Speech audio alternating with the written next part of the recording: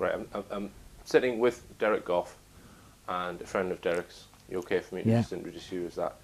And we're going to talk about Derek's experience when he requested information about UFOs from people who had had sightings in Brecon Beacon area. So is that where the story starts, Derek, with you putting the notice up? Yes, yeah. Was that what year was that then? 1986, November. Okay, so if you could explain from there, from maybe your interest in UFOs first, and then what you did. Well, my interest in UFOs started when I was a child. But going on from there, it was, we had an incident in Aberfan in October 96. After that incident, I was really interested, so I thought I'd try to do my own investigations, information on UFOs. So I compiled some posters, went up to the area of Cwmcadlan, near Brecon, up near the Story Arms, and put them up on trees. Right. Because it's a visitor centre as well. That was on the 2nd of November, 96. On 6th of January 97, I had a phone call, which I wasn't home at the time, stating that a gentleman would like to speak to me in regard to a poster that somebody given him would been up there, right, who was in the military. Okay. And the story went from there. He gave me the gist on the phone what it was about, and he said it's more serious than lights in the sky, and I arranged to meet him. Okay, so were you in his car or your car when you I met him, but I parked a considerable distance away to see, because of the nature of the what he told me on the phone. I was a bit wary of who he was. Right. Okay. And he did say he was in special forces. Right. To interrupt slightly, you had a number of phone calls which took place over quite a number of days, during which time it became quite evident that Derek's phone was being tapped. Okay. So you were speaking to this guy several times on the phone before you met with him? Yes, I did. Right. Now, at the time... What made you think the phone was tapped? Well, we knew that the phone was... we suspected the phone was tapped. It might not necessarily have happened at that time, but eventually the phone was definitely tapped. Right. And what actually happened is that this person wanted to meet Derek on his own. Right. At night. And I was very suspicious from the background information that was coming through that Derek should go anywhere alone with this guy. So I said to Derek, I said, well, ask him if I can come with him. And the reply came back, no, Derek's got to go on his own. So eventually an appointment was made for Derek to go and contact this guy at an isolated pub somewhere, or... That's Nelson. Nelson. And Derek went there with his partner at the time. And Derek arrived at the... You can interrupt if I'm not telling the story as it is, or you can carry on. You want to carry on from there? At the time, Derek and his met this guy, turned up early for the appointment, and he parked up, and eventually this guy arrived in a car, sort of circled the area and went back and circled there, and eventually came and said, "Are you Derek?" And Derek said yes. He said, "Well, I told you to come on your own." Well, no, he said. Derek said, "I'm not coming on your own. I brought someone else with me." So, did you get out of your car and go in his car, or did he go in? No, I went in his car. If you tell us what happened from there, Derek. Well, I introduced myself. He said, "Would you like? Whose car were you using?" So I said, he said, "Can we use mine?" I said, "Yeah, fair enough." So my partner at the time jumped in the back seat. I jumped in the front. Before we started off, before the car was started, he showed me his documents, which was a card, like a credit card size, perhaps a little bit smaller than that. And it had an emblem on it. I'm not sure the emblem, but it was like a credit card then, with that little silver thing on it. And on the top there was NATO. This is who I am. He gave me his V5, which is from his documents for his car, to prove who he was. Yeah. I had already taken his number plate anyway, to check myself. So I knew who he was, and then he stated that he was in this group 5-8, part of the special forces, And then we set went up. on. Can I just interrupt? I believe that he said that the group was set up at the instigation of Margaret Thatcher. No, not at that time. It was Right. just. You didn't Okay. say that at that time. You said No, this the later. interview was, I am this is me, proving who he was. Did it have his photograph on the card? No, it didn't have nothing on it, nothing Right, at all. But it said NATO. Yeah, and he had other military documents as well, Right. passes for RAF St Athens and mainly barracks. You have this guy's name, but you're not. You don't want to give that to me. No. Not yet, no, it's not. That's fair enough. It's a bit. You know, Yeah, I understand. even though he did go a bit mental anyway, but we jumped in the car, we started off, we went up to Caerphilly, down to Cardiff. I mean, he must have been doing 25, 30 miles an hour. I mean, on the A470, Right. that's slow.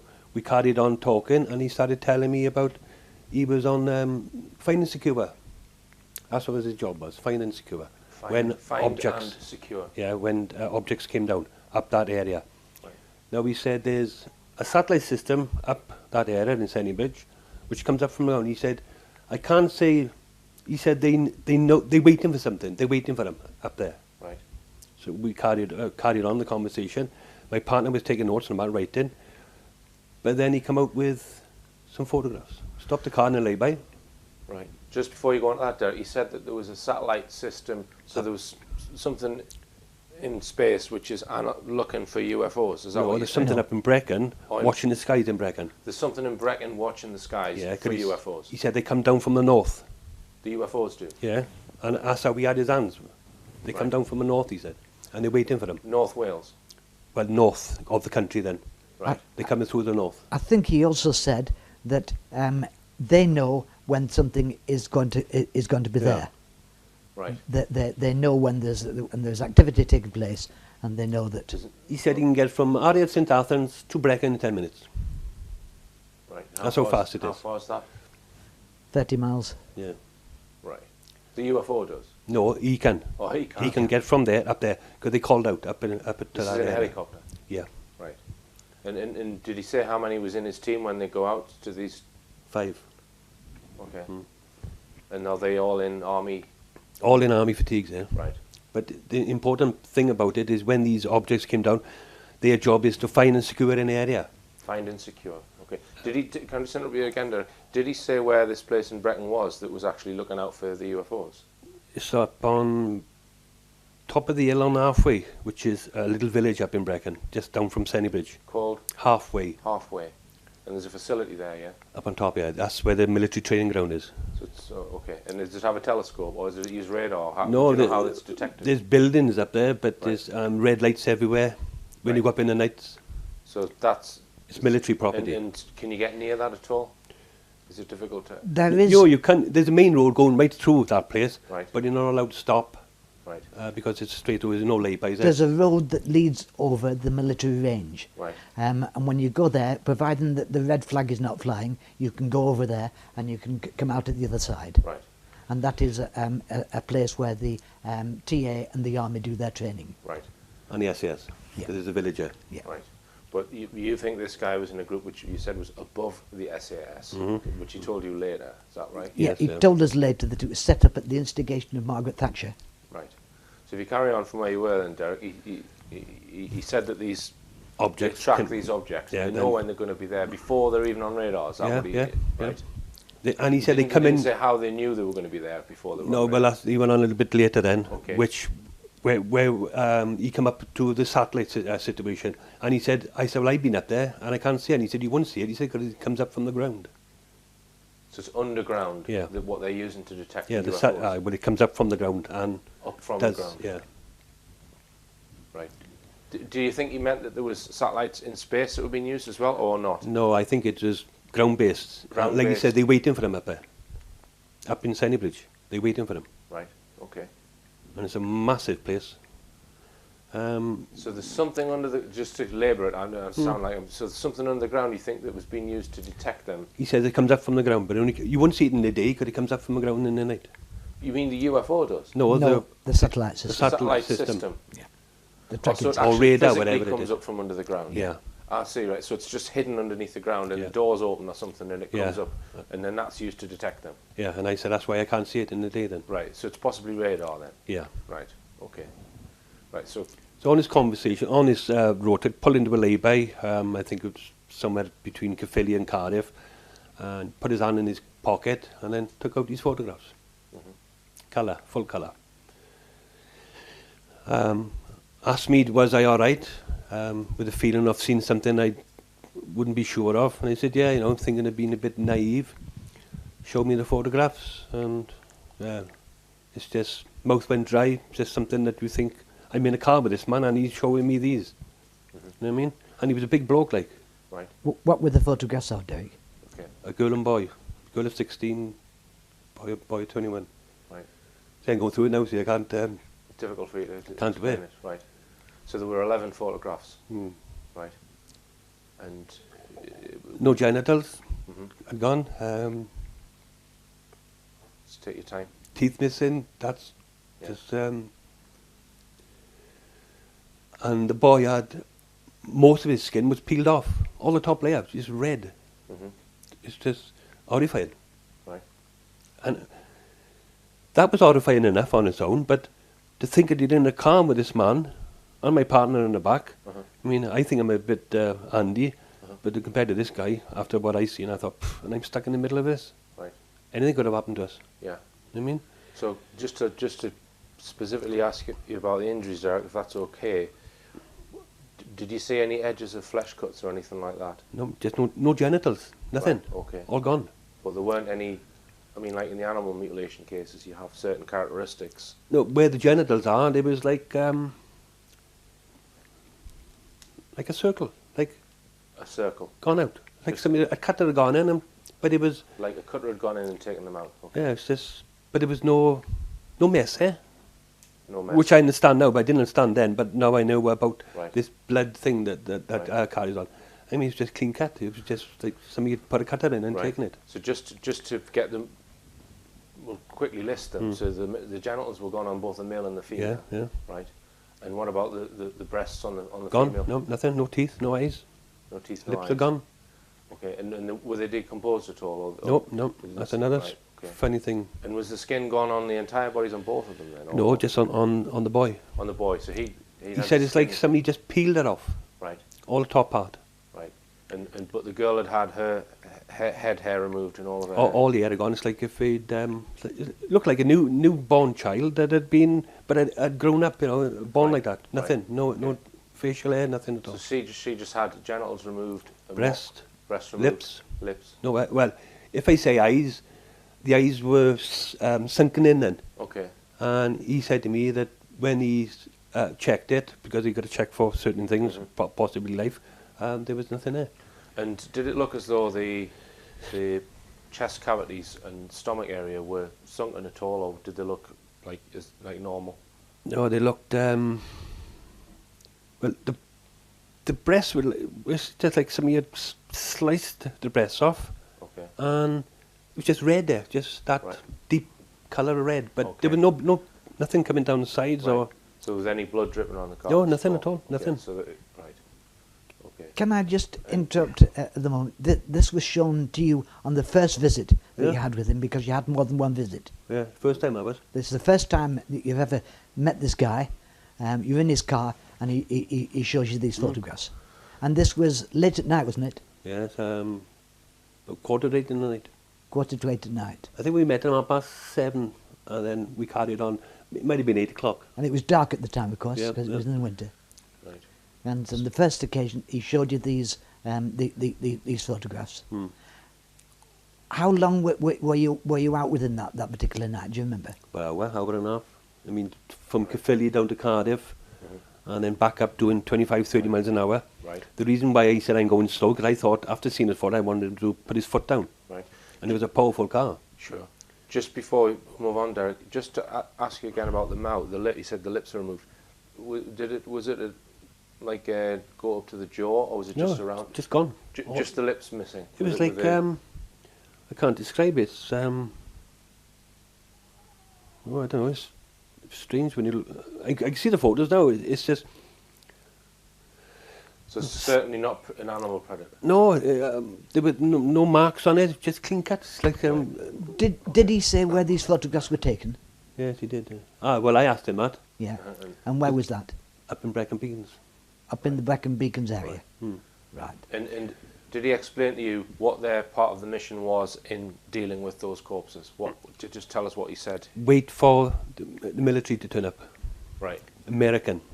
The Americans always turned So up. their role was to go there, seal the area off, Find and secure. secure. find and secure, And do nothing else. and then do nothing else. So they weren't allowed to touch them. or Nope, anything. nothing. Right. Then they had to wait for the Americans. Yes. Right. And did he say what the Americans then did with the? There was a police officer was called up to the military range up in Brecon. Top military police officer, I think it's above inspector, and they were told he tried to intervene on the investigation that was going on because it was in between public land and military land. Right. And the American officer said to the gentleman that I was I'd been in touch with, if he doesn't go, he said, shoot him. Right. That's how bad it was, he said. Right. And he said, believe in me, if he hadn't gone, he said, I would have to done it. I was under orders, I had to do Right. it.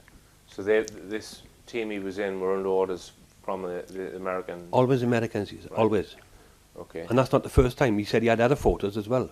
This is where this other gentleman that we're talking about from Yorkshire got more information out of him again, and other Can we photographs. name that? Yeah, Tony Yeah, Dodd. Tony Dodd, because he. Okay. And did the SAS? Well, it's not SAS. We'll say Group 5-8 guy. Did he speak to Tony Dodd? Yes, he did, yeah. All right. yeah. Okay. So he was in direct touch. Well, I phoned Tony Dodd a couple of years before he died. I asked him how it was going on, and he said, you don't know the half of it. Right. And it's a good job that you gave me the information that you give. Right. So Tony Dodd may have had more information than you got off this guy. He had a hell of a lot more, yeah. Right. Where I had my fire and things started happening to me, suspiciously, that I didn't, I left it alone. I didn't want it in the beginning, innit? I didn't Right. want the Yeah. story. Firstly, you met him on the one occasion, Okay, and so you you continue. Yeah. and you arranged to meet him again. Yeah. So he showed you the photographs on the first time, 11 photographs. Did he give you the photographs at that point or not? No, not then, Right. no. So did he tell you what they do with the bodies when the Americans take them away? RAF St Athens. Say again? RAF St Athens. RAF St Athens, The north side. the north side. That's coming up from Barry. So that was where they would always go. Yes. And then presumably you don't know where after that. Or That's where the Americans were. Right. Down in an hangar, he said. It was a big building on the north side coming up from, as you're coming through Barry towards Cardiff. It's on the north side, you can see it there, he said. right. And you've got. Do you have any information that they're still using that? I haven't now, but it is a dodgy area anyway, that place. But it's at that time, perhaps it's no longer there. Perhaps the building Right, is no longer okay. there, as far as I know. Okay. So, yeah. On other visits, the next visit that you had with the guy, did he take you up to the Brecon Beacons to show you where things happened? Yeah, he showed me burn marks. Burn marks. Yeah. What's that? In the grass. Burn marks in the Oh, grass. burn marks. Right. Size of bigger than this room. Right. There's nothing grew on it. It's So brown. bigger than this room. We're in a room about what, 20 odd feet long. So you said 20 feet. Burn. There was no. It wasn't. It was just a massive piece of burnt ground. Nothing on it. It wasn't, as people say, marked little circles. It was just one big massive circle. So they asked the Group 5-8 guy. He was saying that this is where UFO had landed. Is that Yeah. right? And was this in the military area or outside the military area? Military. It Inside was in the military ground. Yeah. Yeah. In the actual Okay. Where so, those training ground. big things are. Yeah. Okay.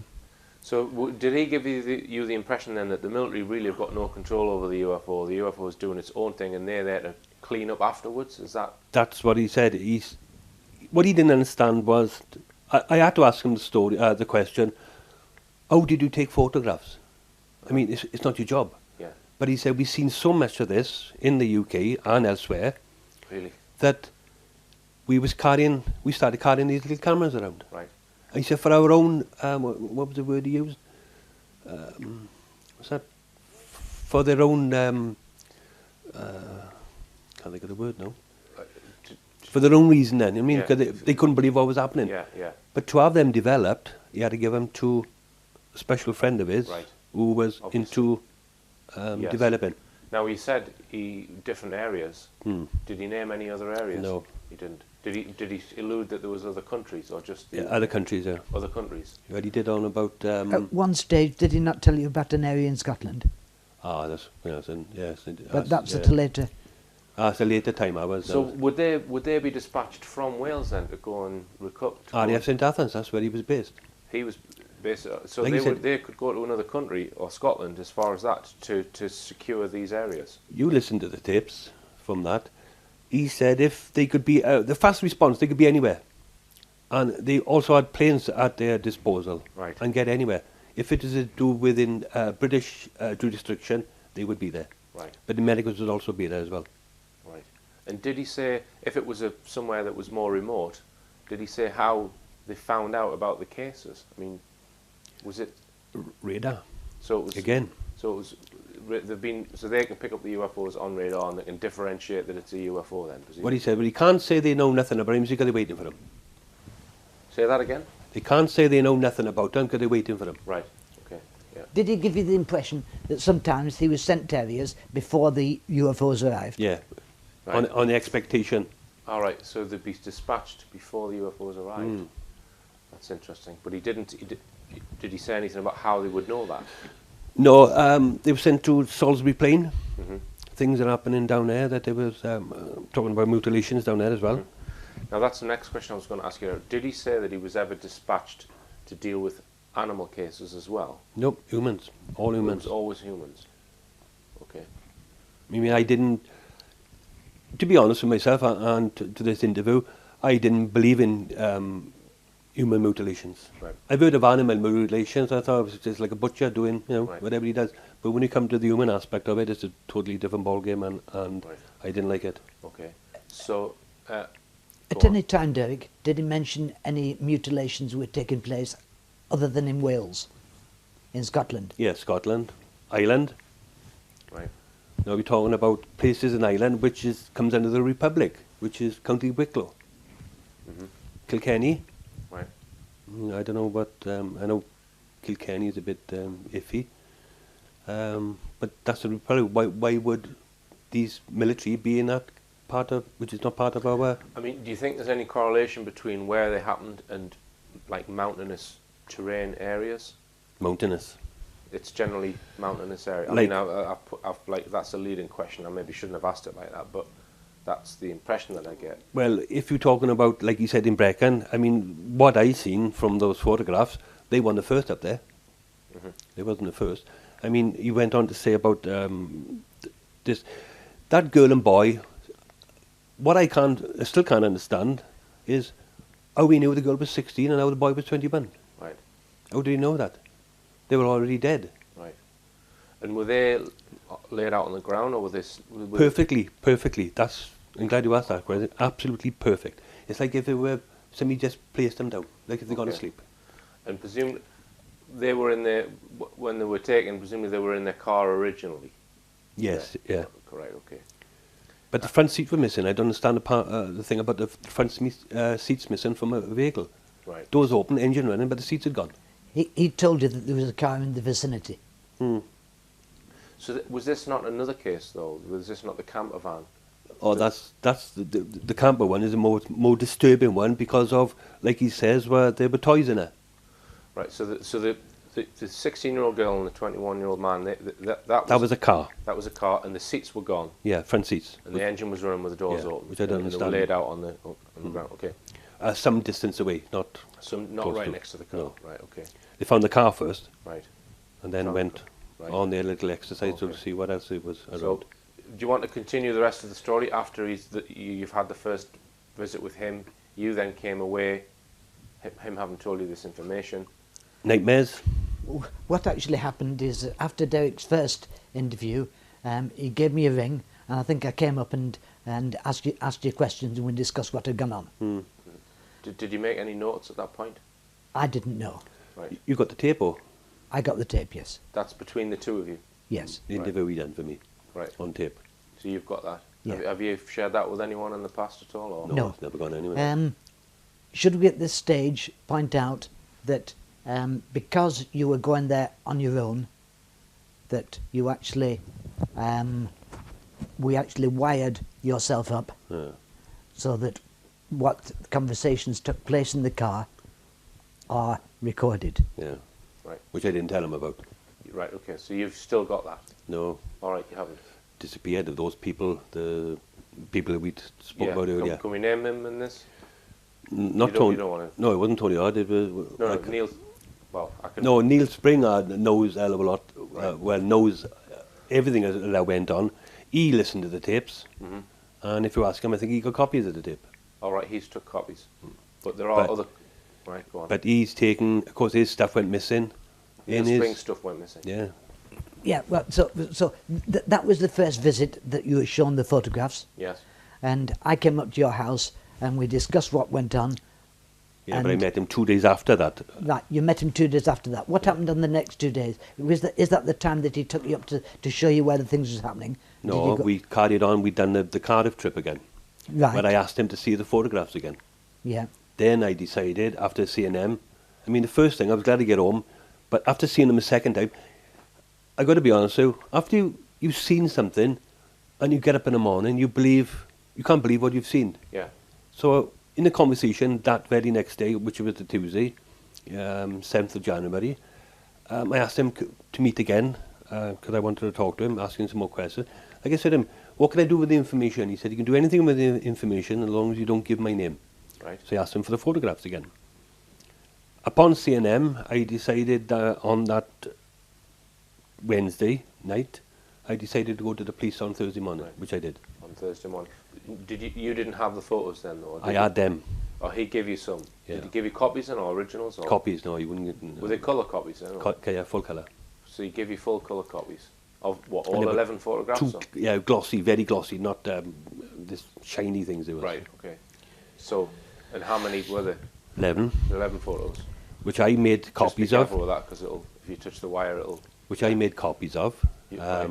So you then made your own copies? Yeah, which I had to, for my own well-being. Yeah. And then I gave the 11 photographs to the police, South Wales Police, Yeah. which was Detective Constable Adams from Mr. Manic Police Station. Right. He said that they were going to arrest him that very minute after I'd come from there. Went home, went back in the morning. I come in back in the morning to see what happened. Went there. Could I speak to Detective Constable Adams, please? He's gone on holiday. Can I just... And you had given them all 11 photographs? Yeah, that's where they'd gone to arrest him. They went to arrest him. Go on. Can I just begin to get things in time perspective? On the second night that you met him, you started off by going over what he told you the first time.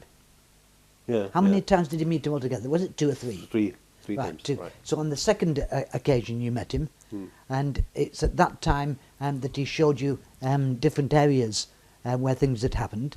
Yeah. And it's on the third occasion Saturday night. that you met him.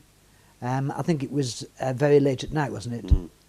So on the third occasion that you met him, you were going over, reminiscing what had happened on the previous occasion, like we discussed, and it's at that time that that he was changing his story slightly, and you were reminding him what he told you, and you were going over what he told you, and you said. He said this. No, I didn't, he said. But it's at this time that you revealed that you had actually taped the conversation. Yes, and he went absolutely mental. So this was the third time you met him. You told him that you'd recorded the That's first right. one, and he went mental. Yeah, but he already knew that because of the police. Right. I mean, Oh, the police had been to him by this time. well, alleged. I can't say they did. So you went to see him after you'd been to the police. Yeah, All right. Okay. which is a big mistake. Right. You see, I think that Derek was bothered about the fact that there were mutilated humans that he had photographs of, and that the people might have been murdered or whatever. You didn't know. 100% of what. He didn't really know Yeah. what was happening, did you? No. Did you actually go to? Did you actually go to the police whilst you were still in contact with him, or did you go to the police after? No, I went to the police after I seen him the second time. After you'd seen him the second time. Because I wanted no more to do with him after seeing that. when you look at photos like that, you try to reason with yourself. I mean, you're looking for excuses to not to believe what you're seeing. Yes. You turn them around and think, oh, it might be this, might be that. But when you look at it and you keep giving you photos after photo and you keep looking at it, you think, God, this is... Right. Well, it's mind-boggling because I didn't want the story. So the third time you saw him, had he been arrested? No, that's the whole thing about it. I mean, when I went back down to the police station, which was on the Thursday morning, to speak to this police officer, he gone on holiday. Right, okay, so... I mean, you're talking about murder inquiry, alleged, which he should have been. Yeah, so the police have obviously been told to back off. Yes, which I'm not known for my patience anyway, and I actually punched this police officer in the chest. Right. Not hard, which should have been assault. Right. She's been arrested, which I wanted. Because I had a trouble reasoning with all this. My head was because all you in felt you were disarray. being fobbed off by... No, my head was gone because of what I was saying. I didn't believe, Yes, I couldn't right. believe that this is happening today. Okay. I had never heard of any mutilations of humans ever in my life, except for one. And I only learnt of that about 2 years before. I mean, if you read a book and there's only one, it looks as if the book had been set on fire in Brazil. That's all it looked like. Right. But when you actually seen something that you don't want to see and you never asked for, all I wanted was a light in the sky, something exciting. That's all I wanted. Could I just interrupt at this stage and ask him, did the guy give any reason as to why he was talking to you at this time, and did he give you any background of himself? He told me he wanted to do it because they've had enough of it. It's happening all the time. Right. He said, we got children, i.e. his group, we got children, and something got to be done about it. Right. He didn't find my poster up on there. A colleague of his found it when he took his children up to that area to buy a Christmas tree. Right. Which would have been December then when they seen the poster up there. I laminated it anyway and stuck it to a tree, so it would have been, and it's full of forestry. So they'd, so that's what they done. Somebody went up there with his children to buy Christmas trees and see Santa, seen that up, took it down, which he showed me. This your poster.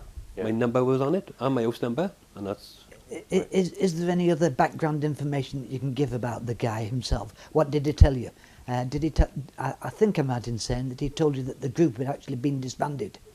No, not then. He had then, but he had left that group about 2 years. Still in the army. Okay, so the actual time that he took the photographs would have been 2 years previous to when he contacted Yes, when he was you. there. So it had been 95. 94, 95. 94, 95. And he wasn't in this secret group when he met you anymore. But he still had his thing with him, didn't he? Right, okay. He still had his NATO. Right. yeah, I think that his reasons for coming forward at this time was because the group had been disbanded and he had nightmares and he wanted to the story to come out, providing that he wasn't mentioned. So can Is I that just right? ask then, if these cases are still going on, which they possibly would be, why would they disband the group? Did he say what was happening in 1997 with regards to sealing off areas? Did he think they were still involved in that activity? He said it's still going on. It's still going on, but so presumably another group's looking after it, perhaps. Do you think? Or I think there's another group. When I was talking to him why they have disbanded this, and he said it's to do with cuts, which if you look at the dates now, Major, yeah, John Major stopped it. right. Okay, so Well, that was just before Blair got in 97, didn't he? So Major would have been in in 95, 94, I think. Yeah. Yeah. Yeah. So, John Major knocked it on the head, he said, because it was costing too much. but I mean, But he still had his badge, see? That's the odd the thing guy about still it. had his badge. Okay, so we're not sure what happened to the group. Could I just come and get one thing clear? Is that when you first met him, did he give his correct name? No, he gave me A false name? false name. Right. Did he give you an address Yeah, which is false. and a false address? I took his registration anyway. Right. So when you reported him to the police, Oh, I knew where he was then. by that time you knew his Oh, real, I knew his real everything name. about him then. Right. I had his V5 anyway, Right. and his badge. No, perhaps just me. When I meet somebody, you look at something, carry on. Yeah. Because he told me his name, and of course I didn't recollected with what I seen on his hand. I didn't ask him. I said, "Can I see that again?" "Oh, it's in my pocket now." That sort of thing. Okay. I mean, it was so surreal that all I wanted was, as soon as he opened his mouth and told me what it was about, I thought, poof, that's it. Right. I want pretty lights in the sky, that's all I want. So the third time you saw him, you'd already reported this to the police. Did he then contact you to say, "Can I see you"? Or how did you meet him the third time if you've already I had to play him. Did have to play him. I've done various things, which I shall tell you off tape after. Right. That I've done, which I should have been arrested for on numerous occasions. So you basically you fell out with him. We'll just leave it at that. Yeah. He fell out with him because of the fact that he leaked the fact to the guy that everything that he had said was on tape. Right. And he didn't know that, and that's where the falling out came. I hadn't informed him. He didn't want to be recorded. No. And was this a telephone call, or Derek was wired up and he had in the car? Right. He had the wire attached to his. And what I had to do is to stop every few miles, because it was only a small tape, 60, I think 30 minutes either side. I had to stop, pretend I want to go to the toilet in the edge, turn the tape over, and I was doing that sort of thing. Right.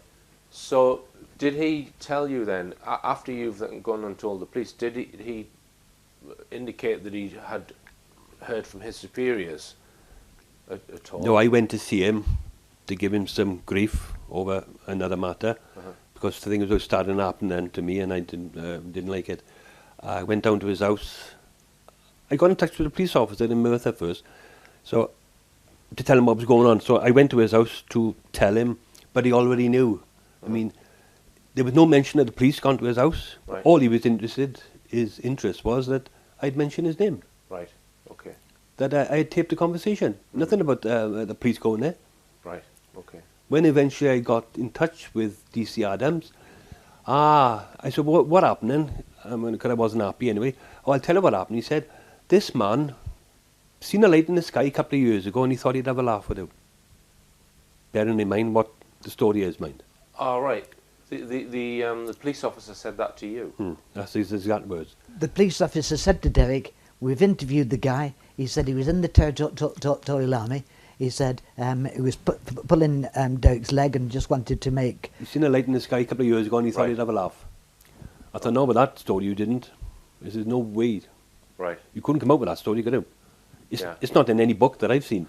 So didn't you say that you thought that CID had got involved, possibly? Or that Detective Constable Adams, he was going to arrest him there and then. I mean, I wasn't allowed. You're not allowed to stay. How could he be brought back here and he don't want you to see? Right. Because nothing ever happened. Right. I mean, I went back in the morning. Police officers had gone on holidays. Strange that he had murdered and quiet and he'd gone on holidays. When I asked to see someone else, a policewoman came in and a man at the back. And being CID, dressed in plain clothes, I haven't got a clue who they were. So you don't know who they were, but there was some plain clothes officers that... Woman I was talking to, because if you look at the psychology of people crossing grade, if a woman talks to a man, it seems to be all subdued and it's not so much. But of course, there was a man in the back there, right, standing there with his arm folded.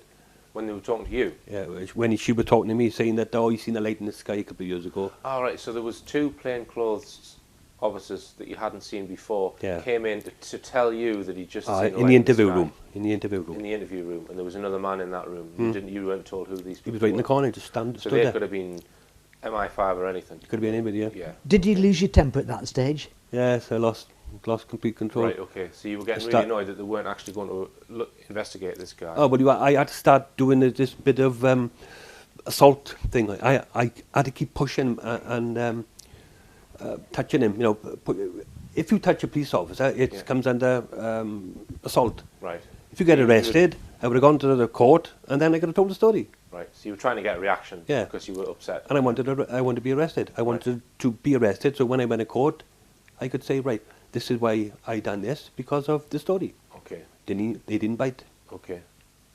Right, that's interesting. So you're not you're going to tell the story afterwards about other things that happened, but not on the tape.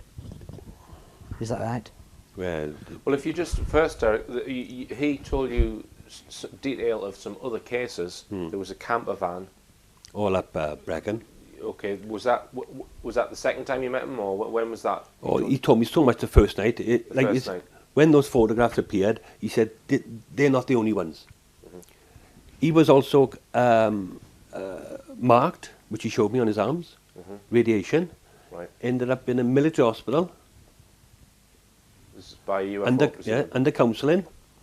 But the people that was counselling him had very special ways of asking him questions. Right. This is why I think he came out with a story to me. Okay. Because he had I think at one stage of the proceedings that he told you that every so often he had to go for debriefing at Aldershot. yeah. Aldershot. Yes. He kept- That's- Each of them. Which facility is that at Aldershot? Is it an RAF base? That was just Army, I thought, didn't it? Aldershot? Possibly. There's a big army camp there. right. Okay, Yes. so he would go But for debriefing. he now. had to go. Did he say how often he had to go there? Oh, every couple, I think it's twice a year he had to go, didn't he? All of them. Yeah, Right. they had to go to Aldershot for debriefing, and Psychological counselling, he called it. Right. right. To see how they were feeling about things and what was happening. But he said, being trained the way we are, we couldn't let on that we was bothered by what we were doing. Right. Would the interviews at Aldershot have been going on at the time that he was in the group, or afterwards, Before and after. before and after? So It- it continued. The sort of debriefing took place during the time that he was operational, and also afterwards. Yeah, his attitude. Right. And he was a big man, like he said. Right. I'm afraid. I walk up and down, I check my kids all the time, especially in the dark. I'm just the dogs just stand on the wires and just yeah. At okay. one Sorry, go on, stage, Derek. I think on the tapes that he was advising you never to go anywhere in the dark on a dark lanes on your own. He told his son. His son wanted a car. Mm-hmm. His son wanted him to buy him a car. I'll buy you a car, he said, but don't go anywhere near Brecon and don't go down any dark lanes. Right. Okay. Now, can you just summarise the camper van incident, the one that he told you about? You didn't get any photographs of that No, one, no, nothing. right? Doors open, big camper van, called from RAF St Athens, went up there, circled, seen where it was, In the helicopter. yeah, landed, away from because decontamination or something, or scenes of something, Right. went over, inspected the vehicle, toys, and clothes, just ordinary things, and no engine running, lights on, never found nothing, Right. no bodies, nothing. That van then was taken down to RAF St Athens Right. again, which would go for testing. Like you said, the Americans would be down there again. Right. So this was just presumably a family that had gone missing. So the Yeah. bodies were never found No, in this. nothing. Right. There's- And that's another thing he said. We find in vehicles, there's nobody around, but there's no investigation to find out what happened to the people there. Yeah. Yeah. I hope I'm not, casting a red herring at this stage, but am I not right in thinking that during the time that you were in touch with this guy, that he told you about an incident that had happened up in Langanada? Did he tell you that or was it on another occasion somebody told you about an incident that had taken place around about the 1st of January up in Langanada about did this not happen at the same time? Oh, I can't say anything on tape now because I can't remember it. So I'll Right. just be making something up in my head. I- What was the name of that place? Langanada. Was that in Wales? Yes, it's Langanada. it's at the top near Aberville. Near Crickhowell, which is Near an Crickhowell, army camp yeah. there. Now, I thought, but I'm not 100% certain about the timing of this, Something that George, who we called... Oh, right, I got it. Okay, you've I got remembered. it. No. I think it was after the second time I had met George, as we shall call him, the SAS man.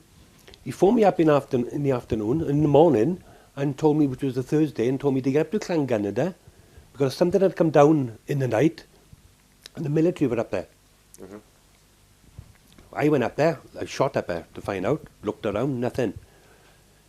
You and I went to Eberville police station. That's right, we did. This is in 1997. Yes, Yeah. yes, that's right. Do you know what month?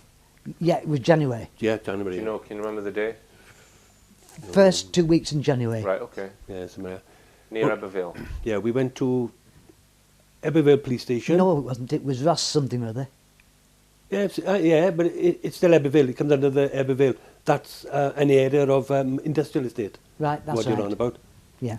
Rossiter, was it? What was the name No, of the place? I'll remember it in a few minutes. An industrial estate in Abbeville. Yeah. It's not. Rossiter. Rasa. Rasa. Do you know what? I've been there. I was Rasa there yesterday. Industrial Estate. I can't believe you just said that. Well, There's a company called Techboard there. It used to have a big factory. Up the top. Yeah, the biggest unit on there, Techboard. It's empty now. They're trying to let it out. I've heard that there's. Someone told me at a talk that I gave. I gave a talk in Abbeville a few weeks ago. yeah, we heard about that. Somebody came to me afterwards and said, "Oh, there's military activity at the old Techboard plant on that industrial estate." So I actually went there yesterday, and there was just one security guard there, nobody there. Anyhow, But they were saying that there's military activity there. So so carry on. With this that's story, interesting that I've- this story about Langunada is of critical importance because Derek was informed about it by George before it was generally reported. Right. Because after I rang up Derek one day and I said, "There's been I said in the paper." I said, "There's something about Langunada." He said he already knew about it because George had already told him about an incident that had happened. See, I didn't tell David. I don't tell David everything. See, Right. I keep things to myself and I do my own little thing. Yeah. But I did go up there. There was nobody around, nothing that I could see. I mean, I stayed there for about 2 or 3 hours looking around. Right. Told me exactly where it was. I couldn't see nothing. And a few days later, we went to Abbeville police station. Yeah, can you just So why would you go to the police station? To find out what had gone on up there. All right, just to ask them. Okay. Can you put in the details of what we subsequently found out about what had happened in this area in Langunada, about a person who had supposedly wronged the police regarding... will you tell the story, Derek? The lights in the sky. That's right. Well, what happened was in the Abbeville, and you'll still find in their archives, there was a gentleman who was in a compromising situation with a woman in a car. When he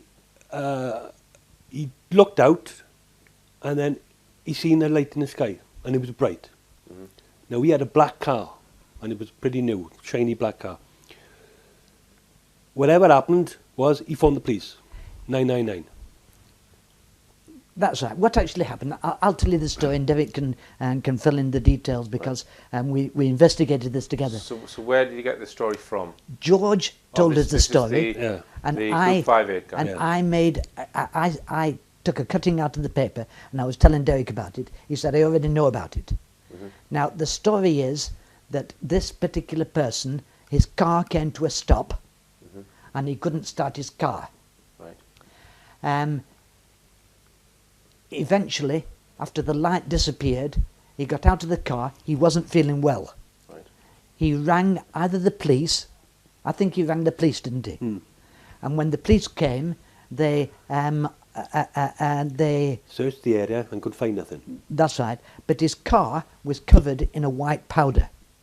Mhm. And he was hospitalised, wasn't he? Hmm. Yeah. He was taken away and hospitalised, and the car was left where it was. Taken away though by the military. Subsequently, he had his car returned to him, thoroughly cleaned and cleansed, and returned to him. Right. Now, we had problems because of the fact that we knew that this incident had taken place. We knew that it was the police station at Rasa which was concerned. I contacted the reporter in the local paper to say that I thought there was a little bit more to it than what he knew. And the reporter promised that he would tell me and find out the details. He said, "I'll have contacts with the police." He said, "Now I'll find out more details about it." Okay. I contacted him on 2 and 3 occasions, and he said, "There's been a complete blackout on this, that they won't give us the police won't give us the information." Right. Derek and I went to the police station at Rasa, and we told them that we were UFO investigators, and we wanted the details. And he said that he would get back to us, he would contact the person concerned to see if they would contact us, and they wouldn't. Right. Now, it subsequently turned out that one of the reasons What he could have been... stated was anything that comes into the police station, once it goes onto the database, it comes under some law that they can't reveal it to the public. Yeah. Data protection. Yeah. He said, once it's on there, I can't say nothing. Yeah. That's what he said. But don't forget that we wouldn't have known about this if it wasn't for the fact that George told Derek at the time that he was having the conversations with him that an incident had happened in this area, which is on the edge of the Brecon Beacons. The new newspaper article in that, there was a newspaper article That's from their papers in Aberville stated a man travelling from Llanganada on the Moors Road down to Newport, he was going home, he was, a lot of tosh it turned out to be, was turning, man driving from Llanganada to Newport was electric stopped on his car, blah, lights. Watch you've taken it off, okay. And all the rest of it. What happened was that the newspaper said he was from Newport. So that's through everything. I mean, what Aberville police said, they couldn't get nothing. Of course, if I step forward a bit, about 2 years later, I was having my TV delivered. I was having a brand new TV delivered by Family Vision of Aberville. They're still working now. Family Vision, this gentleman was there installing my TV and satellite system and said, what do you do then? He said, what do you do? I said, I investigate UFOs. He came out with that story. Right. That man that was in that car with that married woman, that was him. With the white dust? Yeah, he wasn't from Newport, he was from Aberville. Right, okay. But this is how newspapers actually distort the truth. They put you miles away. Right, so you never managed to trace the guy though? Yeah, I was talking to him. The guy with the powder on the car? Yeah, I talked to him. Spoken to him? Yeah. To me... And he told you the fact that this powder landed on the car? Yeah, and he took his car down the Area of St Athens. He took it away. To me, the interesting part about this is that this guy who was in Group 5-8 and supposedly had left because the group had been disbanded, that a couple of years later he still knew what was going on regarding an incident that took place you know, at a later date. So therefore we assume that he still had contacts with some group that was doing the similar work that he was well, involved with. He had information about this incident that had happened in Llanganada before the press. And told Derek about So somebody informed him. So somebody else, I think, is still carrying on the work. Okay. That's that was the interesting part. You know, I'm just interrupting. That was the interesting part from my view, that this guy knew things that was happening, even though he had been discharged and the group had been disbanded. Right. So there's maybe someone else in that group who's in contact with him. Well, it had to be because he wouldn't have known about that if he was in the army, was he? Yeah. Or somebody else. Or he might have been that he was still in. Yeah. Still in. Yeah. And just told you. And gave me a lot of flannel. Just so he might have been lying about him being finished. Yeah. He might have still been in. Yeah.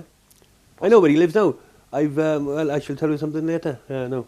Do you want to have a little break? Yeah. What Richard has got to understand is that apart from you and I, that he's the first person that actually has had the story as it happened. Other people, i.e. that global magazine. Yeah. Neil Spring. Neil Do Spring. you want to put your mic on? And do you want to say this on mic? We'll make a start. Yeah, we'll come to in conclusion. We'll come to that. Yeah. But it's where we want to start, and I think we should start with the next bit as to what. If you just try and straighten it up. I think that we should. Is that okay? Yeah. If you point it, maybe if you put it on your jumper, it might be better. Yeah. Okay.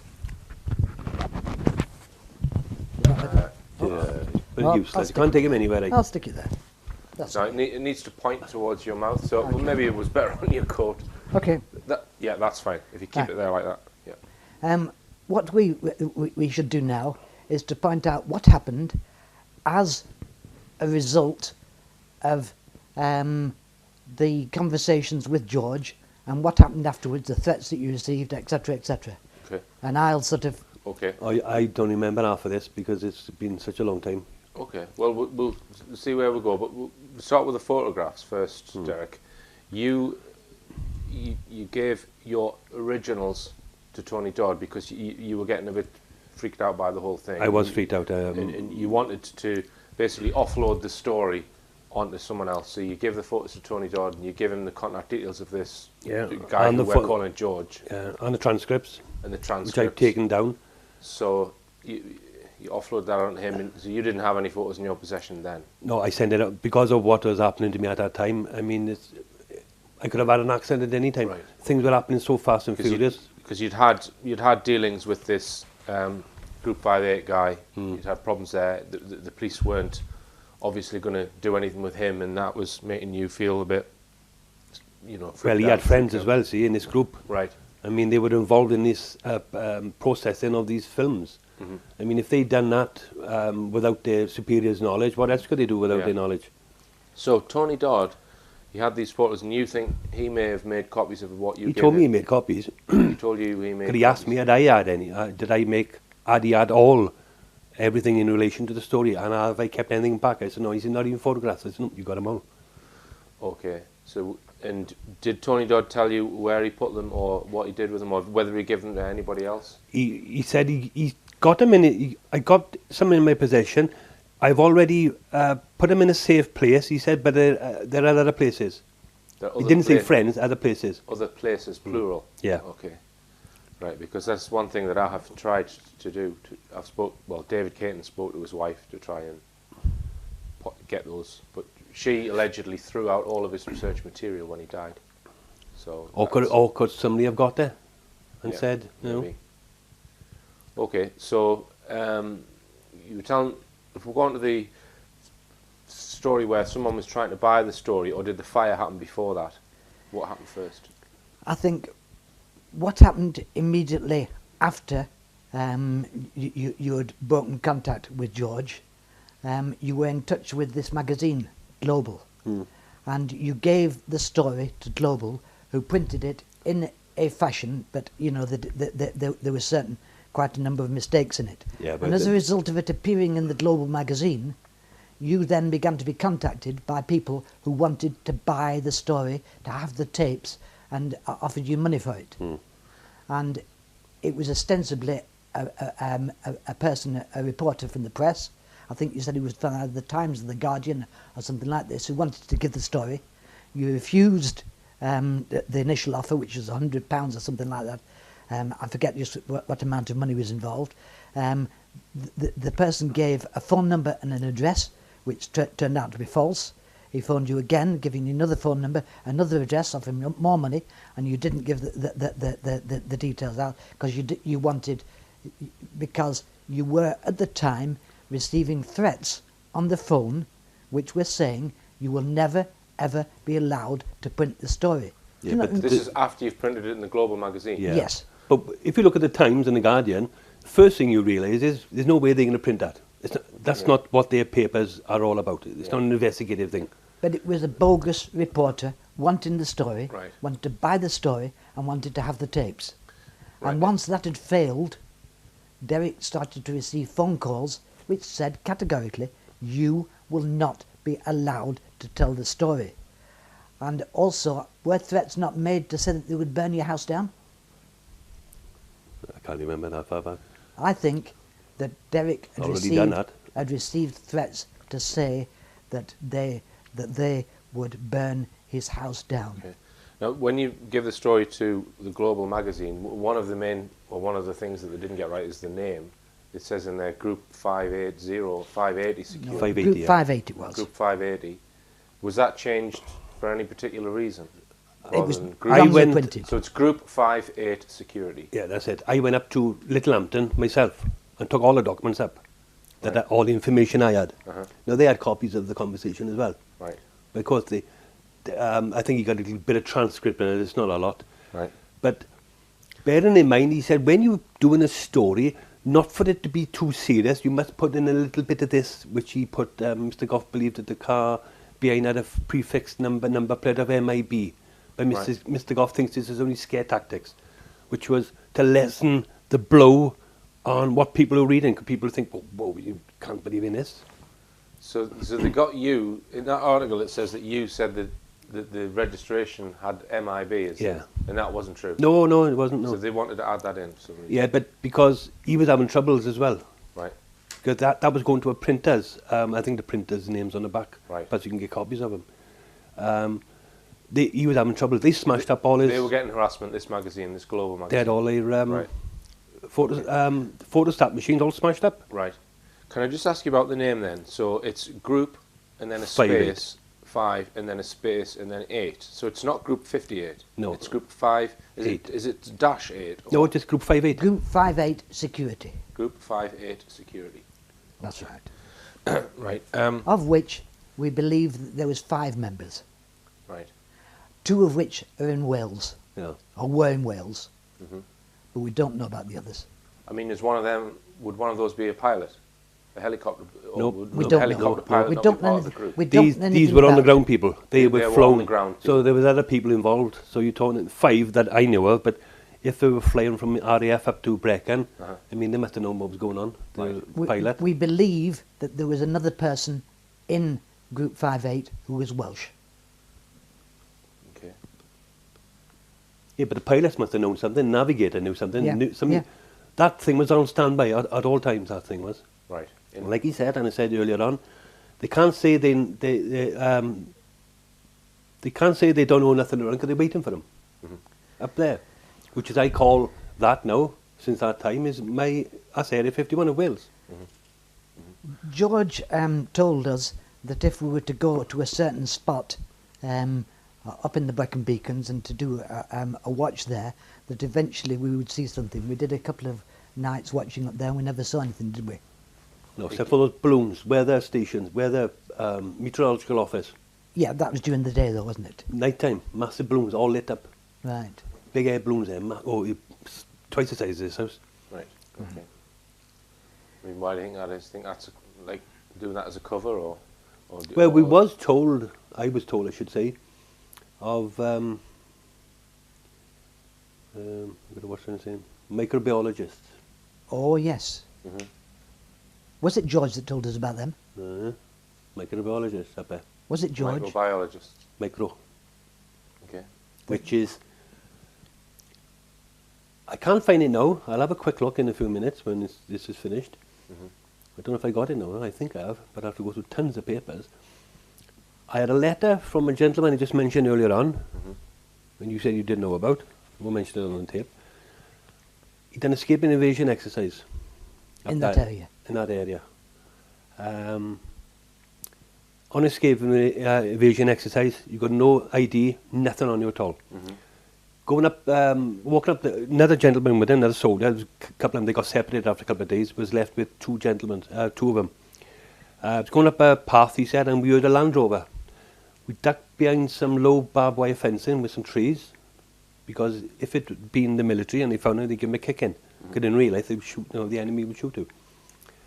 Upon the Land Rover passing, I went to get up after a few minutes, and I was staring down a barrel of an M16 rifle, and belonging to that was an American soldier in combat. Right.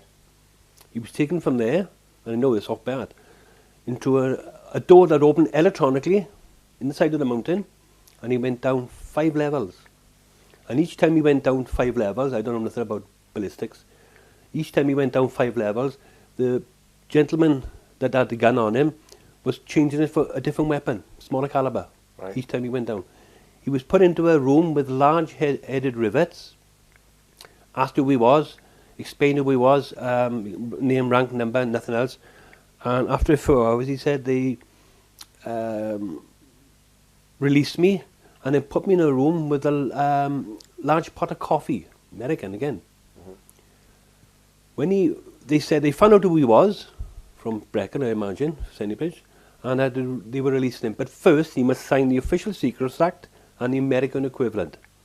So this was someone. It's a training exercise where they put you out into the woods and you've got to survive. You've got to get from A to B then. You've got to innit? get from A to B. On military land, whilst he was military land. whilst he was a soldier. Right, without any papers or anything like that. No. So, That's so the Americans have recovered him by accident, if you like. Yeah. Yeah. And they've took him down into the secret facility, Yeah. which he's seen. So he's then had to. And do you know where the entrance was? Does he? Oh, I know where it is. You know where it is. Shall I tell? Well, I'll say it for the tips. In Christian Forest. Could you spell it? Crychan, Crychan Forest. In the Brecon Beacons it is. It's just off the military grounds. So will you be able to pinpoint it for me, Derek, on On a map? we on map? possibly Oh yes, would be easy, able to, easy yeah. pips. Right. It's up from Tirabad, or Tirabad. So Yeah. is the entrance actually covered with anything, or can you actually? I know where the other entrance is though. I know where it comes out, Right. which is where that brown grass was Right. that George showed me. Right. The buildings, oval, Mm. on the crossroads. Mm. That's where it is, but there. That's where they come out. Having signed the official secrets and the American equivalent, he was taken down a corridor where a door opened, he believed, this is what exactly what I'm saying, what he wrote to me, which he believed opened electronically, and a man came out dressed in surgical gown with blood on his hands. Right. Okay. He was warned not to say nothing, what he just saw, and warned what would happen if he did. He said, in my naivety, I thought I'd be disciplined, but now I'm not so sure. I was taken further down the corridor. I was put into a black utility. When you say you're speaking from the point of view of this guy. What he said. Yeah, okay. I was put into a black utility van. Now, utility is an American term. So was he American? Right. See? Part of the British thing. Because we would say put in the back of a van, not Americans got utility, and that's what they use. Yeah. And he was dropped off, and he marked a place on the map where he was dropped off, and told him to get, from there on. Right. And that's what he done. Right. And I never said nothing to anybody. But after reading that story in that magazine, he said, "No, I'm not so sure that if I said anything, I might have disappeared."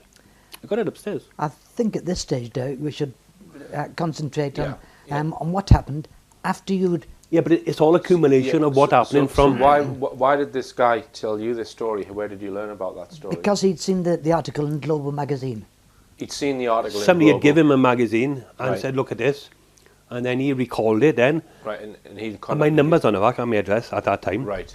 Okay, so And that's then how he you got phoned me up and asked me, could he have a word with me? Right. But he said, I wouldn't say nothing on the phone because of obvious reasons. Yes. And I'll send this letter to you, but I don't expect it to get there, which was mail problem. You might be having mail problems. Right. But I did get it. Okay. Now, if we just go back to basically you put out the story into that magazine. You then started getting contact by the press. You also give me a News of the World card, and you refused every time to give your story to them. Yeah, I did it because it was... I had a feeling... I was so mixed up. I wanted the story out, but I didn't want no backlash yet. I just wanted rid of the story. Let's face it, you were frightened because of the anonymous phone calls that were made to you, to be honest, to say that you were in danger and that your story would never be allowed to be printed. Yeah, because your life is in danger. For what? For the story that you didn't want in the beginning. But it's at this stage that you took an interest in missing persons and found out how many people go missing in the UK and around at the time, that you realised the potential implications if it was leaked out to the press that there was people dying and being mutilated as a result of UFO activities.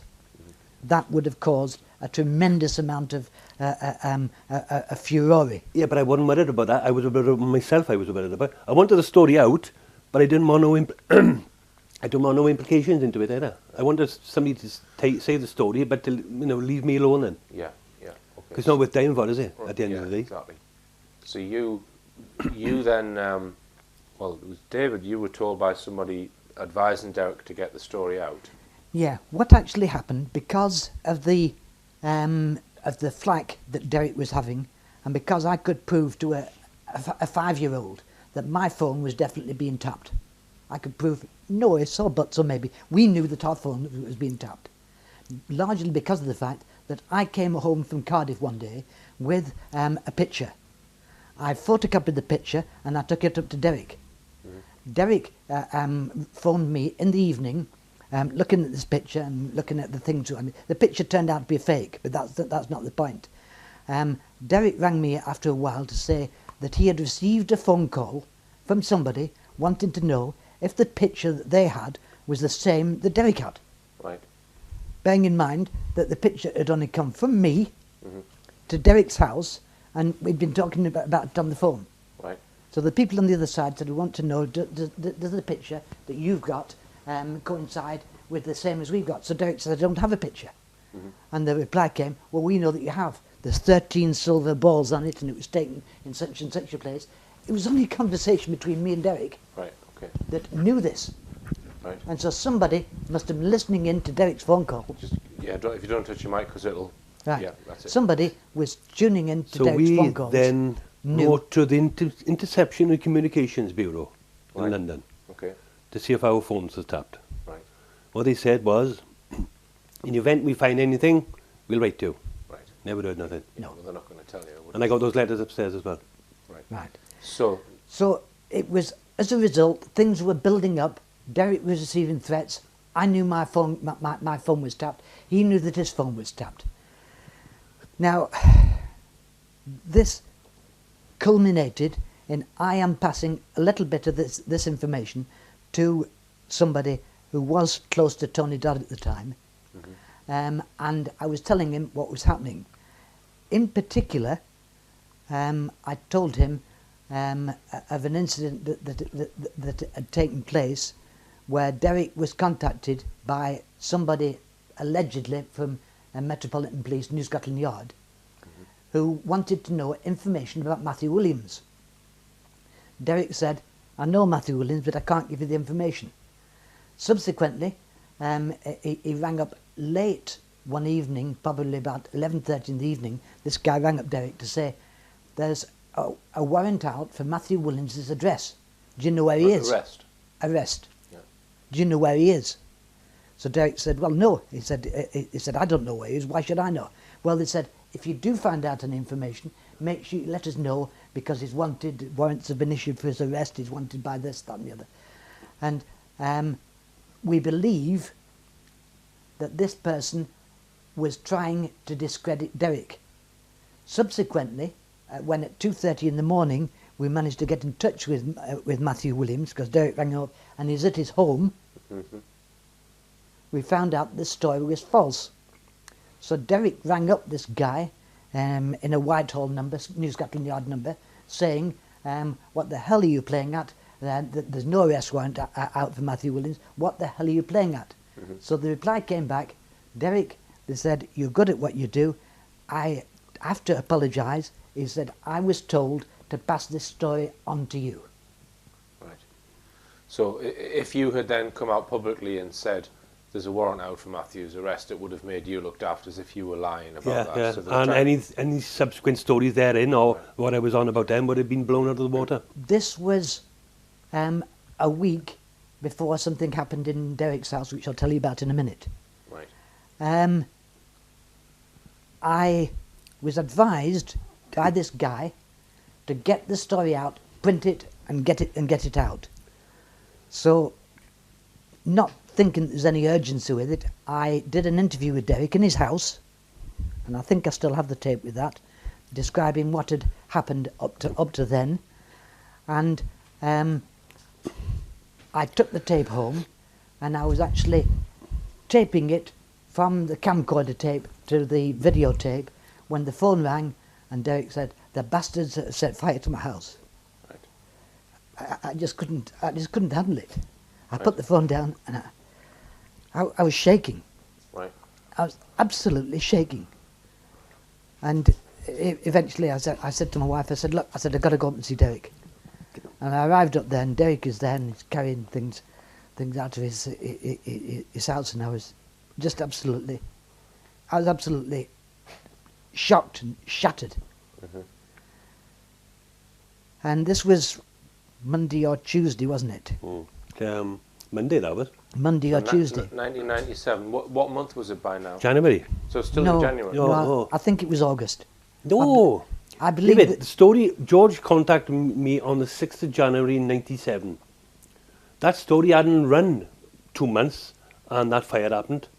That was so fast moving. Have you got a date on the newspaper that the article... There's nothing on it. I took the paper out, Right, unless okay. I go to see if I can get the original. Yeah, the original. Let me recall the incidents as I remember them. Yeah, I know, but he's going to mention Lady Dinos. Nobody near No, there. let me... That was a summer's day, let as me- you can see from a photograph. Let me mention the things that I remember quite clearly.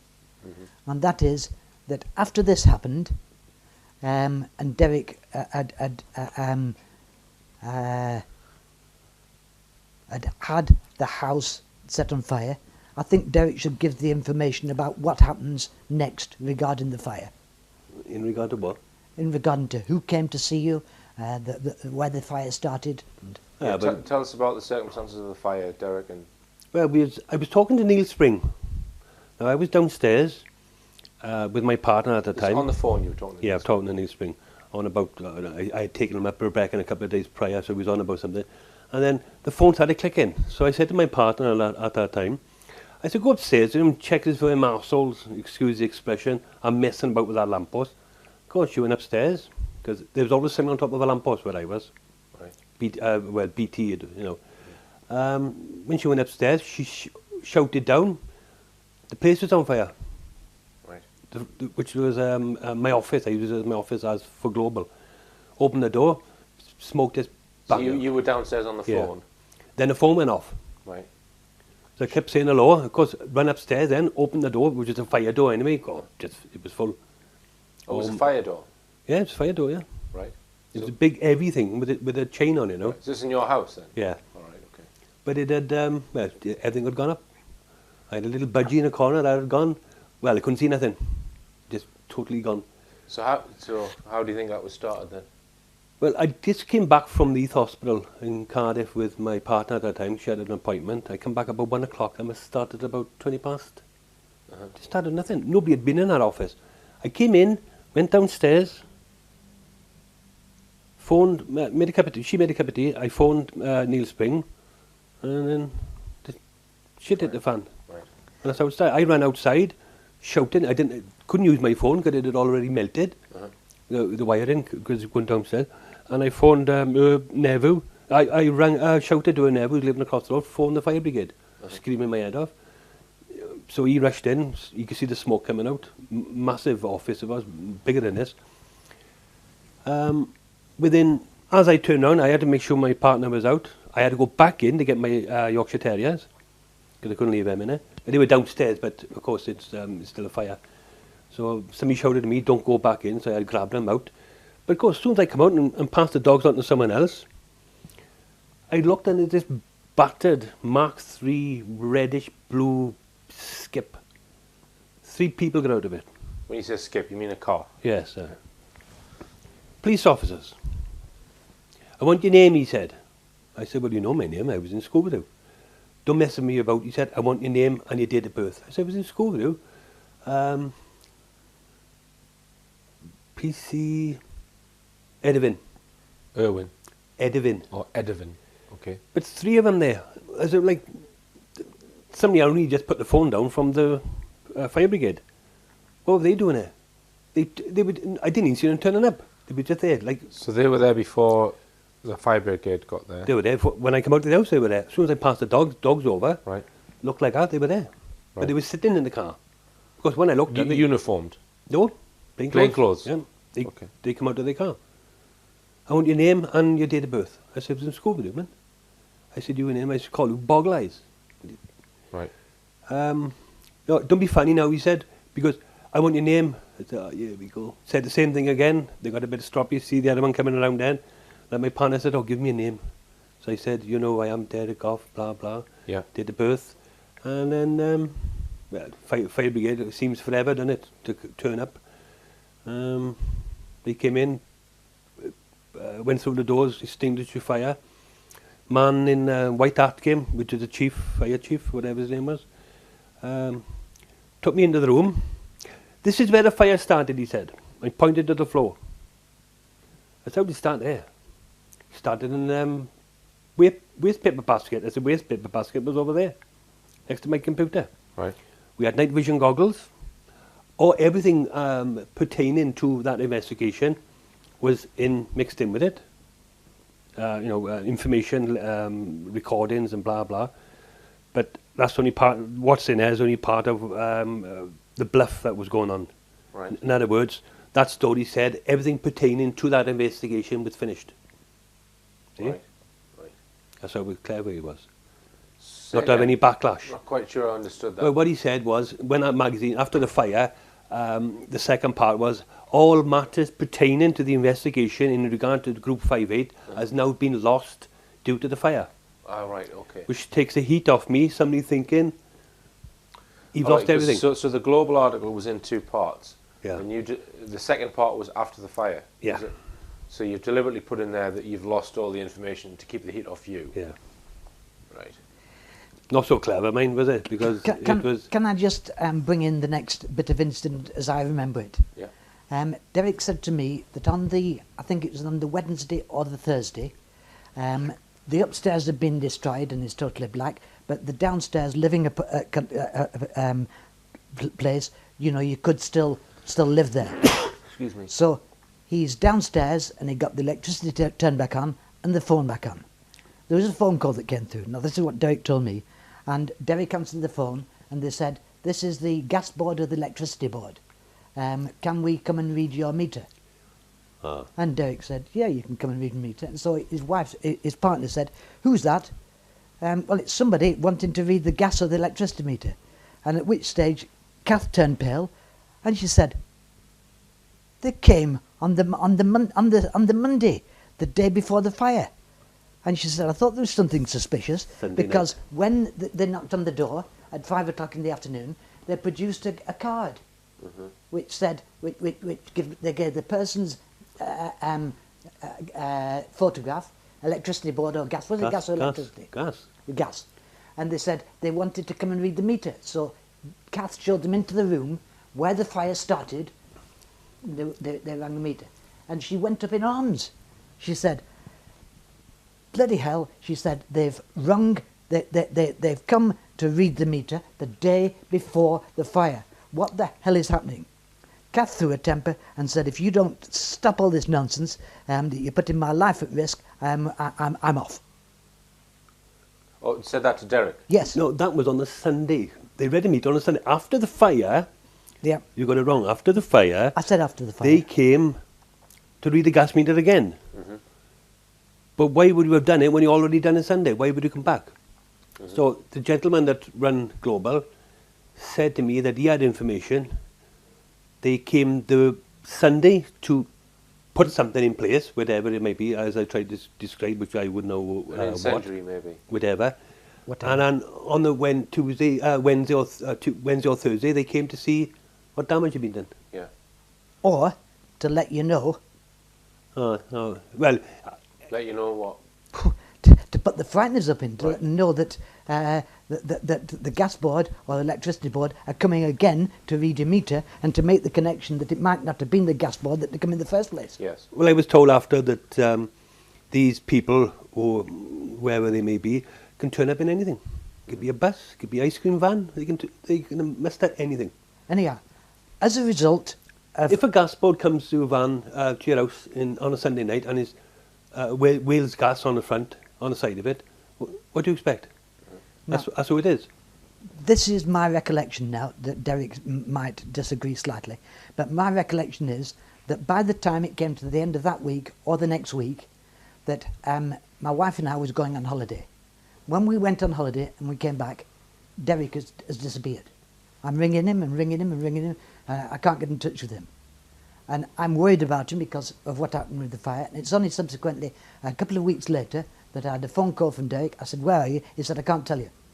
I said, what's happened? He said, my wife has threatened to leave me if I don't give up on all this UFO investigation nonsense. Her life and the life of herself and his life and the dogs and all the rest of it is not worth all this hassle. So I'm in hiding. He disappeared. Right. He'd gone to live somewhere else. Right. And it wasn't until about 5 or 6 weeks later that eventually we met up again. Right. So in other words, this is just to get the idea of the fear that had been put into Derek regarding what had happened, Yes. the fear that his family had of what happened, and the fear of what would happen if he continued to specify and to give out, to continue his investigations at the time. And all because I was stupid enough to write a poster asking anyone if you've seen any lights in the sky in the night. That's all it was about. Yeah.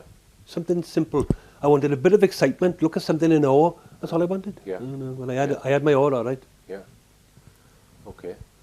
So where does the story go from here? Can I sort of progress from this as to your arrest In Brecon. in Brecon? Some months later, Oh, it's got to be 8, 9 months. Easy. 9 months later, and I'm still in contact with... So this would be what, 1998 now? You're talking? Yeah, 98, yeah. Yeah. Some months later, and I'm in touch with Derek, and is interested in this sort of things. And Derek had received information from a market trader in Merthyr Market of mysterious explosions and noises that was coming to his property on the edge of the Brecon Beacons. So he began to be interested into what was happening in that area again.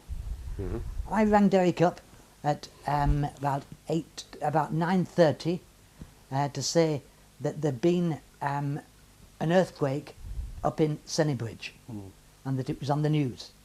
Derek said, well, he said, I must drop everything. He said, I must come. It was the 9 o'clock news, BBC News it was, when the BBC News at 9 o'clock. I think it was 9 o'clock. So Derek said, will you come up with me? I said, no. I said, I can't. I said, I'm working I've got to be in work 7 o'clock in the morning, so I can't come up. So I went to work the following morning, and at about 11 o'clock, I had a phone call from Derek to say, it's a good job you didn't come with me. He said, because I spent the night in Brecon Police Station. I said, never. I said, tell me about it.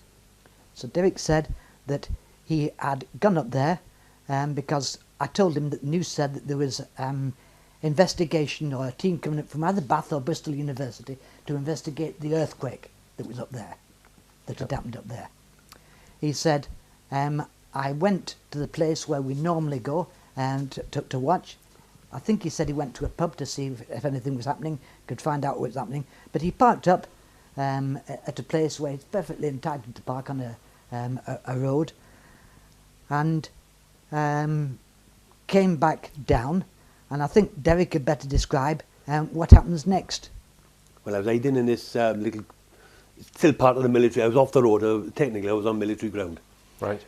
So I was up on, so after about an hour and a half, the reason why I went up there is because of explosions, earthquake, but I thought of what George said as well, see, the things that are happening up there.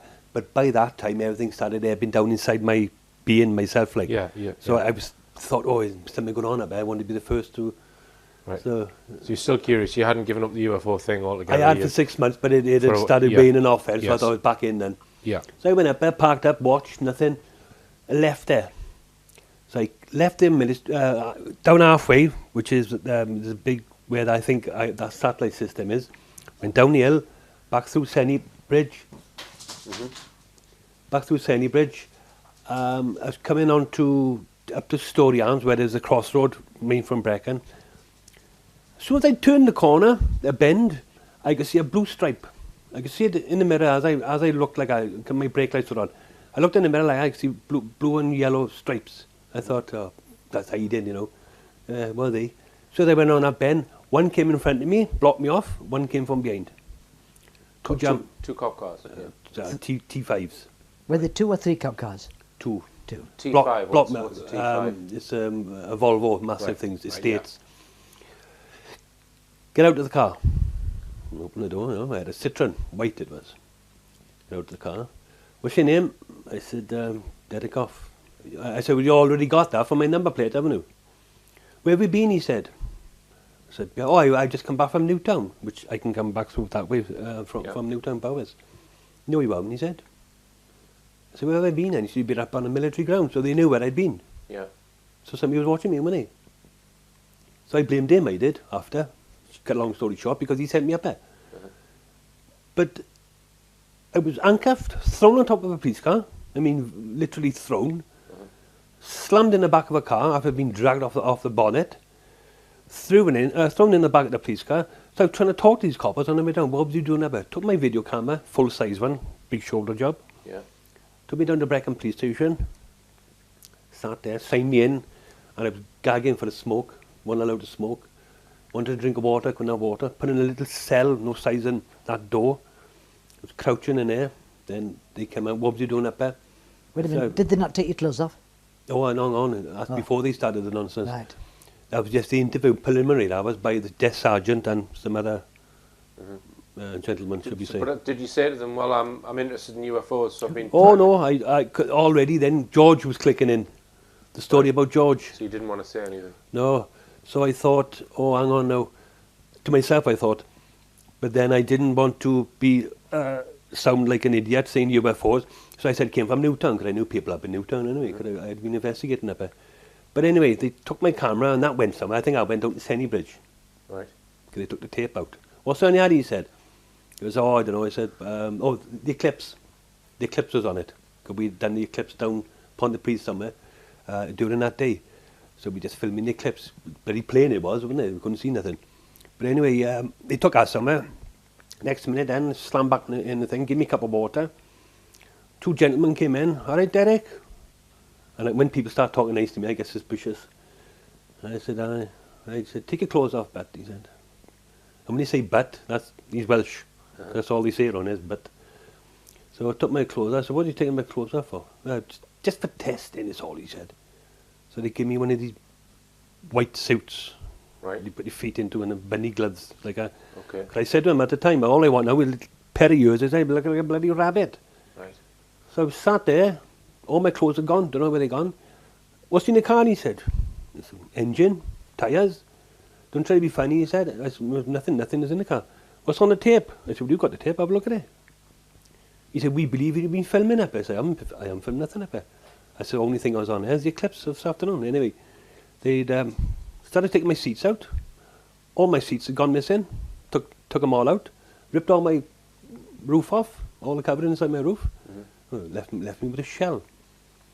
Kept badgering me then, and then we had the nice man and the horrible man. One banging a table, like I said, well, I was no good banging the table, man. I said, don't make no difference to me. The other one, do you want a fag, Derek? Yes, please. I said, I wouldn't mind. Being polite with him, like, not being obnoxious. Give me a cigarette and talking, put his fag out, took his fags with him. Next minute, the other one would come in. He would do the same, banging the table. If I got to get up from this table once more, he said, I said, what are you going to do? But at the end of the day, they said, I thought, oh, bugger this, because I remembered then what George said, that he could disappear. And don't forget, I was in Brecon. There's 2 people come to see you, he said, which I now believe, I can't say for certain, that they came from Sennybridge military camp. Right. Right, he said, we're from Sennybridge. That's all I need to know. There's no police station in Sennybridge. So they said, what were you doing up there then? I said, I've been up to Newton. I said, I thought I could. No. He said, so could I just interrupt you there, Derek? Do you think that this interrogation was because of the previous story of the mutilation stuff, or do you think this is totally unconnected? No, I think it's connected because of what was the microbiologists, the earthquakes going on up there, my connection with this earthquake. But what do you think, David? I mean, is it? You've known Derek a long time. What particularly impressed me was a quote from Derek, because Derek said, they said to Derek, what sort of car do you drive? What was your previous car to this one? And they said, and where do you live? And etc. But they asked what his previous car was, and he didn't give the one previous to what he had. He gave the one, no, not that one. They said the previous one. So my belief is that they knew, and they had a file on Derek, and they knew his present car, his previous car, and everything about him. I believe that was upon the computer, because Derek said they had a computer there. Yeah.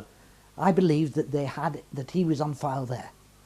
Right. Anyhow, continue, Derek, because... Anyway, I was taken from Brecon police station then. No, yeah, go on. Yeah. Put I had my bunny suit on then. But I thought then, there's no way I'm going from here, because I might end up up at top there. I might end up on the top and disappear. Missing, because I thought of those people that had gone, you know, and that girl and boy, that flashed in my mind. So I thought, bugger this. So I fell on the floor. Right. More than once. Eyes rolling in the back of the head. I knew what to do. I thought, bugger this for the game of marbles, I'm off. But then the fate. They come down, sorting me out, and I hear him in the background, my eyes are rolling in my head. Oh my God, he said, we've been in trouble for this. This 2 men said, and they were from Sennybridge. Get him from there, they said. And they had these police officers from Brecon police station. No, he said, we want to have a couple more minutes with him. Not the way he's bloody looking. He said, pick me back up. You all right? Glass of water. Down again I went. Uh-huh. I tell her, my clothes appeared like there was no tomorrow. Get them on, he said. You're out. Who said you're out? The police or the ones from Police. Sennybridge? The police. They stayed in the background. Signed a document saying I was released to go. Give him my car keys. Went out. Everything was back to normal. But except for my roof. Right. my recollection of the last thing that happened is that just before he left the police station, because Derek told me that the police said to him, I was undressed in front of a window, fully naked, which is which looks out on the street. People are out on the street. Right. It was just Is humiliation. this in a police station? Yeah, Brecon police station. Brecon police station. But my recollection is that the last thing that was said to Derek before he went out to the police station, the uniformed police, said to Derek, they said, if you ever come up in this area I'm not again, allowed. we are not responsible for what might happen to you. I'm banned. I'm banned from Brecon. Right. Period. Okay. They never come up this area ever again. Right. And he said, oh, we see what's on the film. He said, there's an aeroplane. I said, yeah, that's the aeroplane. It was taking people to look at the eclipse at that time. And because it stops you again, stops you dead in the tracks, so you don't do nothing for another couple of weeks again. But it's still always there in the back of the mind, see, that excitement of doing something you're not supposed to be doing. Right. So just remind me, you've got Sennybridge. How far away is that from this observation point that you mentioned earlier? Saint, what did you say? About half a mile. What was it called, the observation point? Well, where the things come out of the ground. Oh, halfway? Yes. Oh, well... Half a mile, a mile? Got to quote mile. Tricastle. Yeah. Halfway, Tricastle, Sennybridge. Mile away. What's it called where the thing comes out of the ground? Or Well, it's part of the military range. You said it was... You pass through, you go from Sennybridge. Saint something you mentioned? Sennybridge. Oh, sorry. You come from Sennybridge into Tricastle. Right. And then the next place then is halfway. It's a little village halfway. Oh, halfway, right. And as you're halfway down that road, you see a little old motel on the left-hand side. You turn right by a church and you go up, and it's like that. There's one road up and one road down. As the crow flies, the distance between Brecon Police Station and the place where the military land is, where we believe that these an observation places, it's probably about a mile as the crow flies. Right. Maybe 2 miles. No, 2 miles apart from the maybe police 2 station, miles. because it's in the town itself. We can print out a map and you can point that out. I've got a map now, right? Yeah, I've got an odd in the survey map. Where? Actually, will it be on the map that I've got, that I No. showed you? That's a different area. No, I don't think so. I Right. could point it out on an ordnance survey map, you know. Right. Right, okay. We'll point that out. But that's what occurred to me. Just up, well, we ended up going to a pub in Tricastle Yes. many a night. Um, Because it's so close to there. This is where that gentleman who was poaching salmon, because military explosives were going missing from Sennybridge All right, yes. at that same time. Right. And what he was doing, he's pinching dynamite, a soldier, and selling it to someone in the village and throwing them in dams up in Rossum Way, where there's salmon places. I'm going Right. to Wild. I'm going to recap slightly because there's an incident that happened relevant to when Derek was arrested. Derek and I had been up in that area on a previous occasion, and when we went up there, we didn't stop. We didn't do anything we should do. We drove up to a place. We had a look around, and we came back. As we were coming back onto a road, Derek said, "Watch that car." This is in the afternoon. "Watch that car behind us because he's following us." So I'm watching it. We turned right, and the car pulled in at some shops. We carried on just at a normal speed, and we're coming out onto the main road. And Derek said, "I'm sure that car was following us." Bearing in mind, we'd left him parked by some shops, and we're taking a small road by there. When we came out of the main road, the car, which had been stopped behind us, he overtook us at a rapid speed and disappeared into a farmhouse. Right, that's okay. Disappeared into a farmhouse. And Derek said, "There you are, he's following us." Don't touch it. Yeah, if you touch it, it'll make noise. So they are, he's So following us. then we went onto the A470, and when we got onto the A470, the car, which had been, Derek thought was following us, which had overtook us at speed and gone into a farmhouse, was in front of us. Right. And I said to Derek said, "That's the car." I said, "It can't be." He said, "It's got to be." So we revved up the speed up to 70 miles an hour, and he's still 100 yards in front of us. We've dropped down to 10 miles an hour, and he's still in front of us. So I thought, bloody hellfire, that car in front of us is following us from in front. So Derek said, don't worry, he said, I'll sort it out now. So we let him get far enough in front. When we came to go roundabout, we upped and disappeared because Derek knows the roads out there. Now, Derek said to me that when he was interviewed at the police station, that the police said to him, you've been up here before. This is when he was interviewed at the police station when he was there before. And they said, you've been up here before. We know you have. Right. And so Derek said, yes. He said, I've been up here before. Who were you with? He said, I was with a woman. No, you weren't. There was a man with you. So they knew that we'd been up there before. And Derek said to me, don't worry. He said, I didn't say who it was. Right. I hope you bloody well didn't. I used to go up there without telling him. I'd go up there for nights on end. But you and I had been up there and been followed, and they knew that we'd been up there before, because the people there had been told him that they knew that he'd been up there with somebody else. See, the trouble with when you take somebody somewhere, up in Brecon, if you open a pot of coffee or eat an orange, you can hear you from miles away. Right. And some idiot was drinking coffee that night and opened a bag of crisps. And you can hear it. Yeah, if you just leave your mic, David, because it'll... I had to run back down and say, stop it, because like George told me, they're trained. I can smell, if you light a fag up from 5 miles away, I'll find where you are. Or oranges, This anything. is George, the Group 5'8". Group 5'8" guy. If you're going up there, there's no aftershave, no underarm stuff, no smellies, shampoo. Yeah. Don't bath for a week if you're going to go up there. Right. Doesn't detect you. Yeah. Well, I did go up there for more than once. Do you want to... I had him stepping over me because I was on the ground. And they stepped on my back. Right. But I only went down because I was, to be honest, because I was somewhere where I shouldn't have been. Right. But I haven't gone up there since because I know the implications of ending up that if I do go up, he wants to go up, I won't go up again. I might go up to show somebody in the daylight, but I won't. So this is near where the observation point is? Too close. It's in the same area. Right. But you think, I mean, do you think that there's an observation point there because that's where most of the cases occur, or...? No, it's supposed to be a missile components place, alleged. Right. But I can't see it because it's just a building. But there's a lot of red lights, infrared lights around it, with hundreds around it. Right. But that might be where that thing comes out of the ground. I'll say this for the benefit of the tape, that independently, somebody in the military told me that there's 8 miles of underground tunnels around there. And how far is this from, you know, the story of the guy who got captured and went down 4 levels? How close is this to there? The same area. Same It's area. the same area? Okay. Yes. Of So course, that's separately corroborated then from that? Yeah, but what they say is, from what I've learnt is that the Forestry Commission and the MOD work hand in hand together. The Forestry Commission does the trees, they know what's going on there, and it's an happy medium. We've seen And you've got to have clearance. We've seen a helicopter landing in a wooded area, haven't we? Yeah. Yeah. So do you think I mean, obviously, you probably don't know the answer to this question, but what's your feeling for what's actually going on the ground there? I mean, is it just, you don't think it's an ET base? There's a what?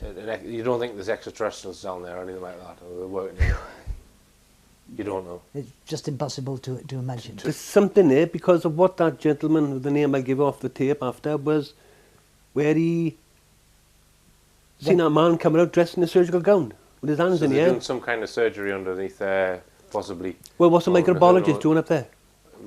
You've heard microbiologists are up there as Well, well. what were they doing up there? We went up there one day, and I did. I went up on numerous occasions. There's so many ways out of that place up in Brecon. It's unbelievable. There's roads going off everywhere. I was told by a military man to sit in a certain place at 3:30 in the afternoon, and you'll see him coming down escorted by military vehicles. Well, I sat there like a muppet for too many length of time I couldn't imagine, only to find out they'd come out on a different entrance, miles away. And when I was going down there, they were on the place I'd been yesterday. So, Right. and they are black van, or utility as they call it in Americans, and military MPs in front and MPs in the back. You know, you said that this George told you that the UFOs usually come from a certain... From north, yeah. From the north. They come in at an angle like that, he said. That's what he said, like that.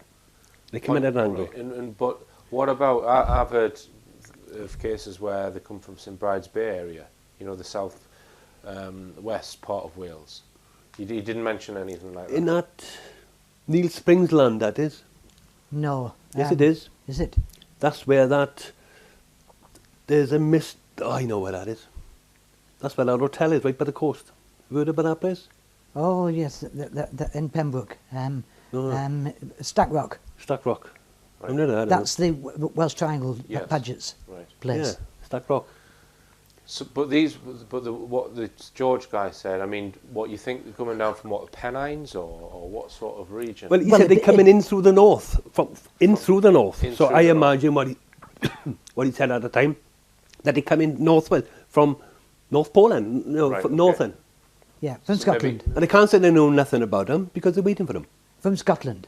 Yeah. Because Now- he said there was a lot of things taking place in Oh Scotland. yes, he- he's been up to Scotland as well. Right. There's a lot of... So he gave you the impression that they had advanced warning of when they were going to appear, Yeah. on what nights. And do you think that was because it's always certain dates, or do you think they're monitoring activity somewhere else, or is there a timetable? They did give you dates, didn't they? Wasn't it October to March or something like that? yes, October. Yes, winter time. Always winter. Winter, okay. Like you said, if you go up to Scotland, it's such an inhospitable place, further north than what's that place in? Bonnybridge. Yeah, so far north up there that nobody ever sees nothing because it's a farmhouse here, a remote. farmhouse there, and the weather's so terrible. He said, but that's where they came. He said I was dropped off there. It took them an hour to get up there, so I don't know if they went in. I mean, to go from yard up there. Could have been a helicopter or a jet, even, I suppose. Would they got up in an hour? Oh, well, yes.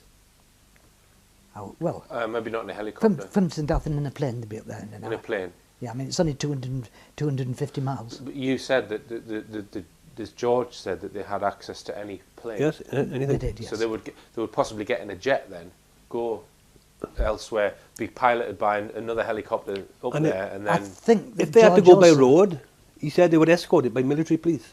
I Right. think that George also said that he used to go to the continent, Right. He mentioned Yeah. Germany. Germany. I got the original documents around here somewhere. You see, so that suggests then that the British are in charge of this problem, if you call it a problem, wider than just the British Isles. That they leave that to us, do you think, or you don't know? I I think mean, it's- Tony Dodd used to think that there was an undersea ET base in the North Atlantic Ocean, just south of Iceland. That's what he's... I think he might discusses that in his book, where he's in touch with Icelandic fishermen via mobile phone, watching UFOs coming out of the ocean. I've heard about it. Do you want me to say, for the sake of the tape, what Tony Dodd told us at that conference in Birmingham? He told us about your dad. Have you got the information? Yeah, I've had to Yeah. tell him. put it on the We tape. already know that. Yeah, but I didn't put it on the tape. Oh, it doesn't matter. It's Do you want me to- what he Go on, said? yeah, well, fire away. We sought out Tony Dodd at a conference in Birmingham and was telling him, this is before Tony Dodd had all the details, because I think it's only subsequent that Derek decided to send them. We spoke to Tony Dodd and we told him that we had tapes and details about this. And Tony Dodd said, I'm sitting at a table with Derek, just Tony Dodd sat there, and Tony Dodd said, well, he said, if you've got information about this, be very, very, very careful, because otherwise they will kill you for it. And it's not long after that the fire took place. Right. And just to point out for the tape as well, that you, when you handed the stuff to Tony, Tony was then in touch with George, Oh yeah, definitely. and then got more information from him. Yeah. I'm not So- aware of that. But what Tony Dodd does say, he's very, he's a very clever man. He only gives little bits out at a time. Tony? No, the George. Oh, George. Yeah, the Group 58 man. He only gives. He's trying to get more to me than what he's giving me back. Because George wants to know what he knows. Right. And if he thinks he's knowledgeable in it, George will tell him more. There's- And he said, I found out a hell of a lot more than what you did. Tony Dodd did. Yeah. Right. There's a dangerous part of this tape and this recording, and that's this, that George still exists and he still lives in Wales. He doesn't live where he used to live, but he still lives in the area. And the distinct probability is, if this information was to leak out and the authorities were to find out, they would know who George was and they'd know who we are. So therefore, this... And he's living down near that neck of the woods, see? RAF, St Athens. Right. Oh, St Athens. Yeah, he's living at RAF St Oh, Athens. right. St Athens. That's a strange name, isn't it? So this is It's where a military base. Oh, it's St massive. Athens. How far is St Athens from, the observation point? Oh, 30 miles. St Right. Athens is on the And coast. You think that's where? Brecken's up there. Right. I mean, well, over there. And that place is Yeah. south, right south. You see, So from, St Athens, you think, is where they're taking all of the evidence from whatever they recover? It's taken from wherever down to St Athens Right. for, like George said, they look at it down there. Right. Okay. So there's obviously that's an American base then. That's what he told me. Yeah. But what he said was, when they were up in that Brecon, I wish I'd kept the tape, see, cause you could have told by his now, the way he was talking about things. When he were talking to this American, he said there was a man with him, and this is no lie, it appears that he's got no voice. He doesn't say nothing, but people are doing things with him. Right. But he doesn't say nothing to him. Right. Unusual. See, and if we're talking about the Brazil case, and then you're talking about this man that told me the story, what's the chances of him concocting a story out of one man in a magazine that came out in the 1970s? Or a book? And plus, you'd have to fake the photographs that Yeah, they showed exactly. you as well. Yeah, but today they could have done that, can't they? They can do that now. Yeah, not as easy as in 1997. No. It would not to make them convincing. So there's no chance that I can imagine. I mean, I've been into UFOs since I was a child, especially in the late 60s and 70s. I was reading all Eric Von Dunkins and all them. But if you look at the story that he gives me in relation to what I know about it, I don't know nothing about it. One case, I mean, you just flip the page on that one. No, I don't bother with that. He probably burnt in a fire or some animal had him. Right. But when you look at it in retrospect after, Right. and then you find out it's happening a hell of a lot more than one. But see, if it's not in the paper, it's not happening. If it's not in the book, it's not happening. Yeah. So if you don't hear about it, it doesn't happen. Yeah.